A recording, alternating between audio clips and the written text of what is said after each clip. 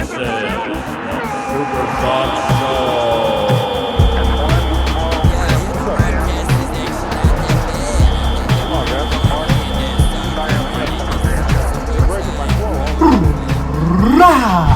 Welcome back to another Supersubs show. This is episode 3 or 4, I think. And This is 4. 4. We're back. Yep. 4 weeks in a row. Let's week, go. We are recapping the Champions League. We're going to talk about Premier League action. We're going to bring in a little Serie A, a little Bundesliga, Spice it up a little bit. and a little LaLiga. So it's going to be an exciting episode. And Bennett, Totally. first thoughts on the Barcelona PSG game? Well, Sam, if you remember in our predictions last week, you said PSG were going to win this. I did indeed. I was like, oh no, Barca want revenge. 4-1, PSG 4-1 Barca. I don't think they can come back from that. I think we can pretty much call this. Never say never, Bennett. If you remember, there's a certain game, 4-0 was the first leg, and then the second leg, was it 6-1, 2 goals in extra time? But Barcelona have also been on the other side of that with Liverpool. I don't think they have what it takes. And I think what this has shown is that Barcelona, not the club that we thought they were, not the club they once were. You know how you used to be able to just look at the Barcelona badge and be like, they're probably going to make it, you know? They're just one of those clubs where you're like, they're just good. Right now, their squad is worth $890 million, okay? Which is like one of the highest in the world, but they're just not good. But Bennett, they still have part of the reason they're worth so much is because they pay too much for the players. So yeah, I don't remember how much Griezmann was. I think he was over 100 mil. He started to pick it up a little bit. But what we've noticed, and this is what I was going to get to, is kind of that old guard of Piqué, Busquets, Jordi Alba. You could even throw Iniesta, who left a couple years ago, Messi. Xavi. They're not what? Xavi and Puyol. Exactly. They're not playing as well. The ones that are left, which would just be Jordi Alba, Piqué, Busquets, and Messi.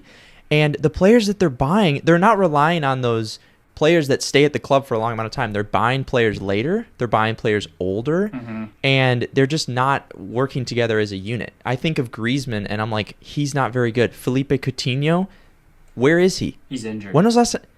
Okay, so he's injured, but he didn't really play. He didn't really impress. They loaned him out.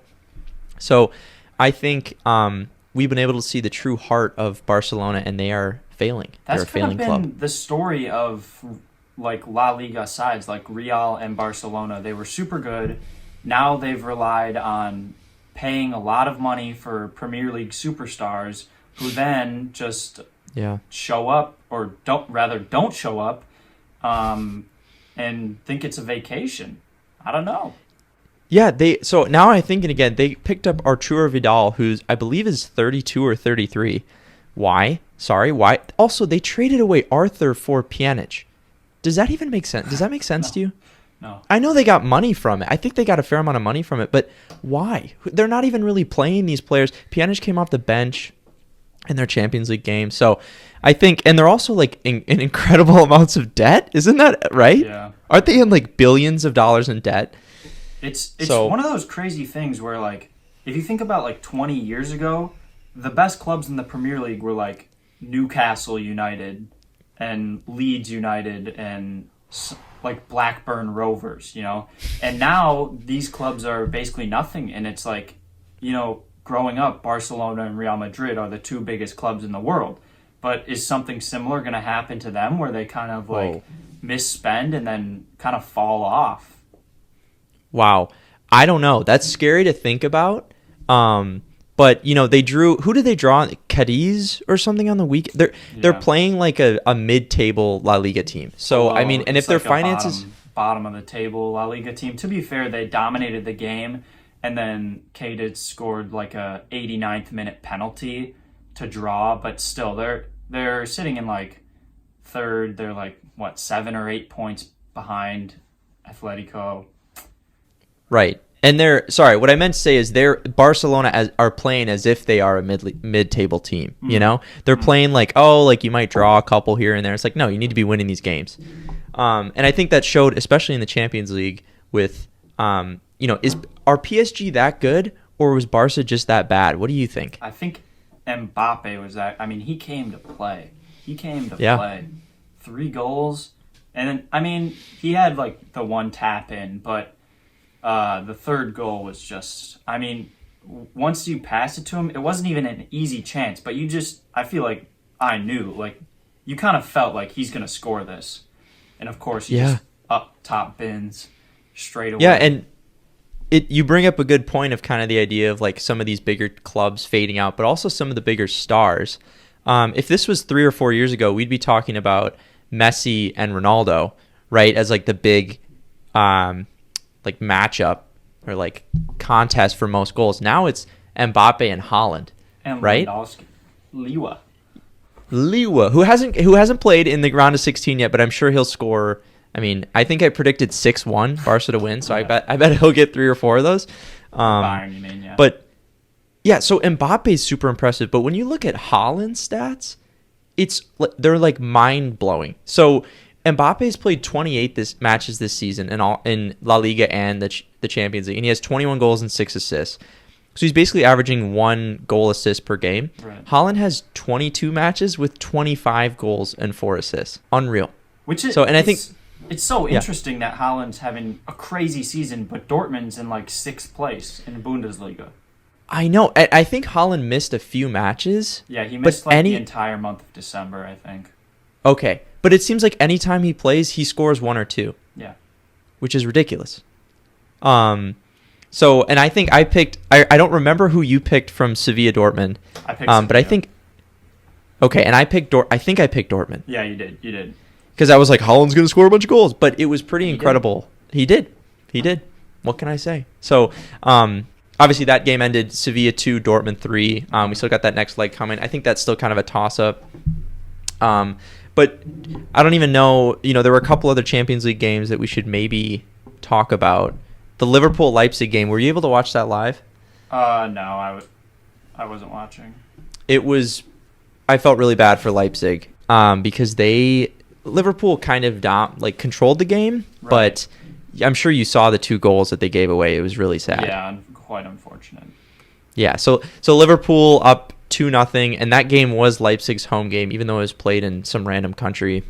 But you have to think they might have a chance here, especially if Henderson was injured in the Everton game. We'll get to that.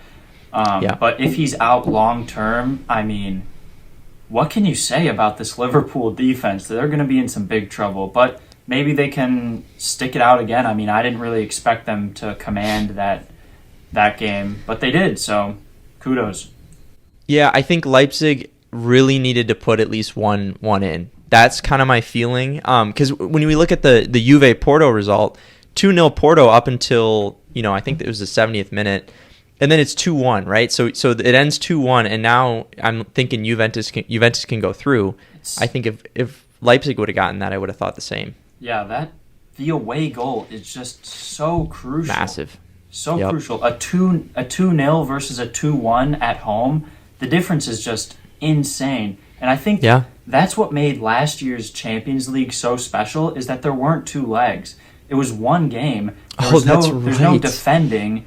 There's no defending and waiting for the next leg. There's no sitting back and holding off a team after you scored 2 or 3 in the first leg. There's one leg, and they're just going to go at it.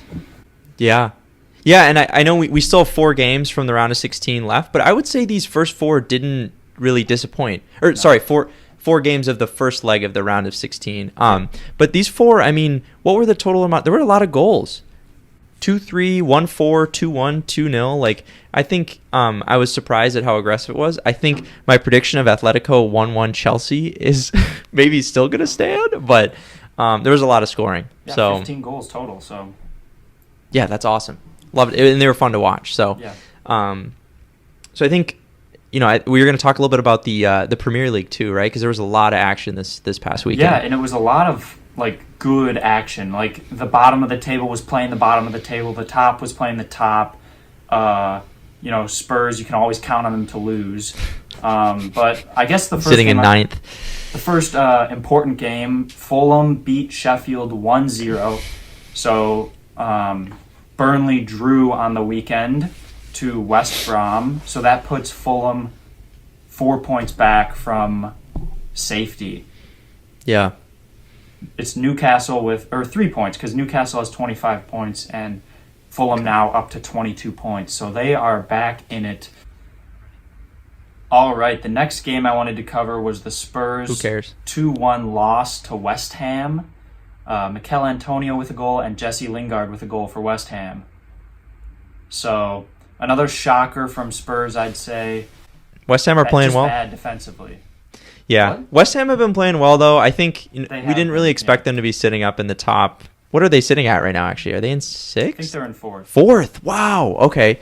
I need to do a little more research, but yeah. So nobody expected them to be sitting up that high. But yeah, really, really tough from Spurs, especially a team that should be doing well, obviously. Yeah, they've lost 5 of their last 6, which is atrocious in the Premier League. Mm-hmm. But the good news is they've played 4 of the top 5 teams already in the second half, which means that the rest of their games are going to be with the. They should be wins. I mean, we basically have to win out for a top 4 spot at this point. Which I don't think. Do you think that's, even as a Spurs fan? Do you think you're going to do that? I think we could sneak into top 4 with some help, some losses from other teams, but I think we're in big trouble. Anything else big from the Premier League that you'd like to talk about? Well, the 2-0 Everton win is huge. It's Liverpool's 4th loss in a row at home. But the bigger story, I think, is will Henderson be out for an extended period of time? Because if so, I mean, they're in big trouble. Fabinho out, Henderson out, Matip out, Joe Gomez out, and Virgil van Dijk out. They're going to be relying on, 20-year-old center backs. And, I mean, Klopp said it himself. They're in big trouble if he's out. And it looked like he will be, at least for a couple weeks. That was the impression that I got from the injury. So I think another huge game that we had this past weekend was over in Serie A, which we haven't talked about yet on this channel. But it was the Milan Derby. It was Inter Milan against AC Milan, and it was a super fun game to watch. Yeah, they're top 2 in the table right now. They came into the game, Inter was up 1 point on Milan, and now Inter's 4 points clear. They won 3-0, obviously. Lukaku with a goal, and Lautaro Martinez with a double. So, I mean, it was super interesting. Handanovic had a great game in goal for Inter. There was basically nothing Milan could do to score because Handanovic was just so good. And another interesting thing to note from Serie A is that Juventus, while they have 2 games in hand, they're now 11 points behind Inter. Which is super odd. That's almost another one of those weird. I always expect them to be up at the top of the table. How many? They've won the league, I think, 11 years in a row. I think it's 8 or 9. Oh, is it really? Okay, so 8 or 9 times in a row. But still, right? That's a lot. And I think if you haven't seen that Inter AC Milan game, go watch it. The highlights are up on YouTube after this video, of course. Is really just entertaining, like a classic. The passion in those Italian derbies is just unparalleled. But one thing I am sad about is that Inter didn't even make it out of the Champions League group stage, and I think they would have been so fun to watch. Don't you think? Oh yeah. And they had a tough group. They were in the group with Real Madrid. Who was the other Champions League team? They had Gladbach and Shakhtar. Oh, Gladbach and Shakhtar. But I expected them. That's a tough group. I mean, you'd think they'd finish above Gladbach and Shakhtar, but so they didn't even make. They finished 4th. They didn't even make it into the Europa League. So we're not even going to get to see Inter play any European football for the rest of the year, which is really unfortunate. It's very sad considering the squad they have. You expect them to be competing in Europe. Yeah. Surprising. Some other news from the weekend. Bayern lost to Frankfurt 2-1. It's their first loss in the Bundesliga for a while, and Leipzig won. So the gap at the top of the Bundesliga is now only 2 points. Yeah, they're closing in. I think Bayern's going to win the title no matter what. But it's fun to watch. It's cool to see Leipzig. I know a lot of people hate them because they're kind of like a pay to win club. They have a really weird history about they basically just put a bunch of money into them. But some Bundesliga clubs I don't remember exactly what it is, but it's cool to see someone at least challenging Bayern because they are just so incredibly dominant. So yeah, I agree. And then over in La Liga. we saw Atletico Madrid fall to Levante, who is like in 8th place. They've played their last 2 La Liga games against Levante, and they drew 1-1 and then lost 0-2. So, I mean, it doesn't bode well going into their game against Chelsea next week. They were riding some momentum before, but now momentum might be gone. Yeah, I mean, I think I'm really excited for the Champions League action next week. It almost feels like the whole like culture shifts to European football once it starts back up. And I think that Chelsea Atletico game is going to be super fun. But then we're also seeing Chelsea losing a little bit of momentum. I think they're we talked about that honeymoon period, of like you get a new manager and everyone like is super excited. But they drew 1-1 with Southampton on the weekend, so I think maybe there will be more goals scored than I thought. I predicted 1-1, as I've said like 5 times. But do we want to touch on the Europa League, or do we want to save that for next week? Up to you. I mean, there were some exciting matches, but next week we are going to do the same thing we did last week with the Champions League, but with the Europa League round of 16 draw. So that's going to be another special episode, especially given how the Europa League has been going. I mean, there were some crazy games. There were some multiple 4-3s, some 4-2s, some 2-2s, some 3-2s. And the teams aren't there. Of course, there are some random teams in it still, but I mean, there are some decent teams, and there are some pretty interesting results, in my opinion. Yeah, and some really good teams faced up against each other in this round. We're gonna talk. Let's talk about it. Okay, let's talk about it. Like Lille, Ajax. Those are 2 teams that I think could both actually win the Europa League. Ajax won that 2-1, second leg coming this coming week. So I think Lille might be on their way out because that was played at Lille. Benfica are playing Arsenal in the round of 32. Granada 2-0 Napoli. So there's a lot of teams that are good teams that could be going out even before the round of 16. Yeah. And Benfica tied with Arsenal 1-1, so it's all to play for in the second leg. The other thing, I don't know if you watched the Ajax-Lille game at all, but Lille was in control for like most of the game. They had more chances, in my opinion. And then Ajax got a kind of questionable penalty right near the end, and then they scored another one like 2 minutes later. So I think that penalty really, really screwed Lille, and it was not a guaranteed penalty at all. In fact, I don't think it really was a penalty, but that's the game. So I did watch that game, and I actually kind of thought that Ajax had Lille on the back foot. Yeah, and I think Lille had a lot of, like, they're a very good counterattacking team. They had a few chances, but it really felt like Ajax were kind of controlling it. But, I mean, the Tim Weah goal, let's go, American International, that's what I'm looking for. I was excited, bro. I was like, let's go. And then, the penalty, Renato Sanchez was kind of just, like, trying to hold him back. Not really even hold him back, but just use his body, right? And then it was called a penalty. The announcer was like, how is this a penalty? But no, I feel like that's, like, pretty... I mean, polling is one thing, but it's pretty standard in, like, upper-level athletics to, like, have a hand on someone, especially when you're running, just so you can, like, watch the ball and, like, know where they are, You see that in a lot of sports, just having a hand on to sort of, like, know where the person is. Yeah. And I don't think he really pulled that much. It was more just, like, he had his hand on to, like, know where the player was. And then he just went down. I don't even think he grabbed him. I don't even think it was odd. I mean... Whatever, right? It is what it is. Lille should have closed that game out, even with the penalty. It's really, really unfortunate they conceded a second. But hey, who knows how the second leg will go? It is going to be in Amsterdam, right? Isn't that where Ajax play? I don't know. So I don't. It doesn't look good for Lille. Yeah, another interesting game. Young Boys, which is probably the best team in Switzerland. Mm-hmm. They just have a funny name, the Young Boys, baby. They were playing Leverkusen at home. They went up 3-0 before halftime. After halftime, Leverkusen came back and scored 3 of their own. And then Young Boys found like a 87th minute winner to win the tie 4-3. But I feel like Leverkusen, after going into halftime down 0-3 and coming out with 3 away goals, I think they have to feel pretty good. Oh, that's huge because you're right. It doesn't matter who won, really. I mean, it matters, but if you're up 3-0, you're thinking you just hold on to the game and like kind of cruise into the second leg. And yeah, they ended up basically winning 1-0. So there's only one goal in it. That's going to be another really fun second leg to watch. So I'm excited for that.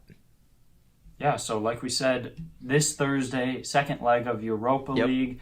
And then next week, we are going to be doing a full Europa League round of 16 breakdown. We're going to talk about the round of 32 matches. We're going to talk about the draws for the round of 16, what we expect, who we think is going to make it out. So stay tuned for that. I'm excited for that one. To wrap up today, it's going to be a good episode.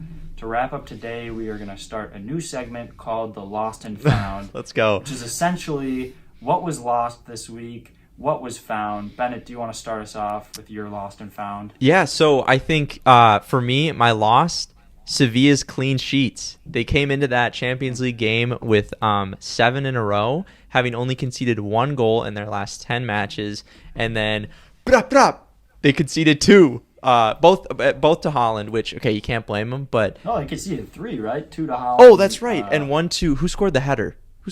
I don't remember. Oh. Sorry. To all of our Dortmund fans, we know all of our massive Dortmund furious. following. I'm sure you're furious. But who was it? Wait, now I'm actually really curious. Anyway, I'm sure I'll think of it. So lost Sevilla's clean sheets. Unfortunate, but found Handanovic's hands because he had an amazing game on the weekend. He's 36 years old, and he stopped, I would say, 2 of Ibra's chances that were basically clear-cut goals. And then had a really good save against a Tonali shot up to his right side. So lost Sevilla's defending, found Handanovic's hands. What do you got, Sam? Handanovic's hands. Handanovic, bro, it's in his name. How is he not going to be a keeper, bro? Come on now.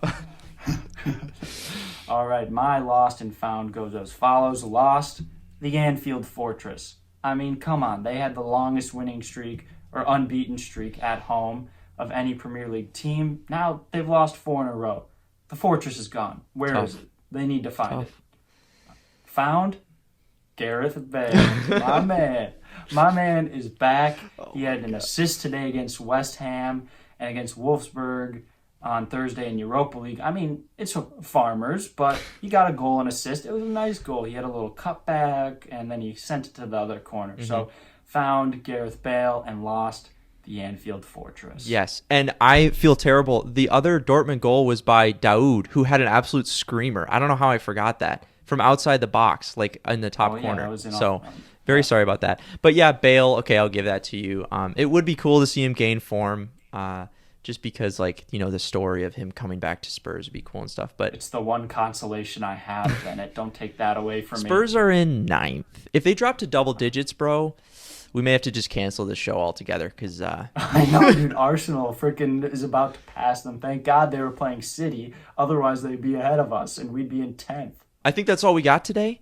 Maybe a little bit of a shorter episode today, but we are preparing for a doozy next week with the Europa League, and we'll also have action from the Champions League doesn't resume for a couple weeks. Isn't that right? No, it does. Next week, second legs. Right. I think. First legs.